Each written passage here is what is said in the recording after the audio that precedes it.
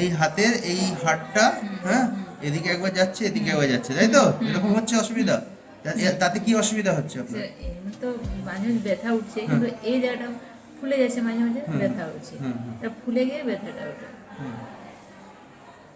বা কোনো একটু বেশি ভারী কাজ হয়ে গেলে আচ্ছা, এইখানে যে হাড়টা আছে তার নাম রেডিয়াস, এদিকেরটা হচ্ছে আলনা। এই দুটো হাড়ের মাঝখানে রেডিও আলনা জয়েন্ট আছে, ঠিক আছে?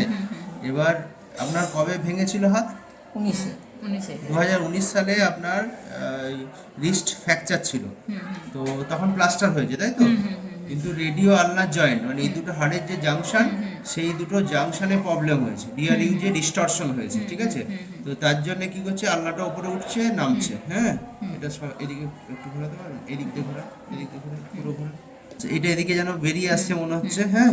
এটা উপরে তুললে উপরে চলে আসছে, নিচে গেলে নিচে যাচ্ছে, এরকম এরকম হচ্ছে।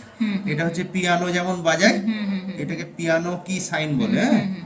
এই যে এটা এটা এটা এই হাড়ের সঙ্গে এটা ফিক্স না করলে এটা হতে থাকবে। তা আপনার প্রবলেম কি হয়? যন্ত্রণা, ব্যথা হতে থাকে।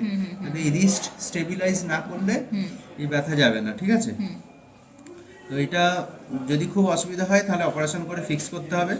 আর যদি মনে হচ্ছে রিস্ট ব্যান্ড দিয়ে এটা করা সম্ভব হচ্ছে, তাহলে সেটা হচ্ছে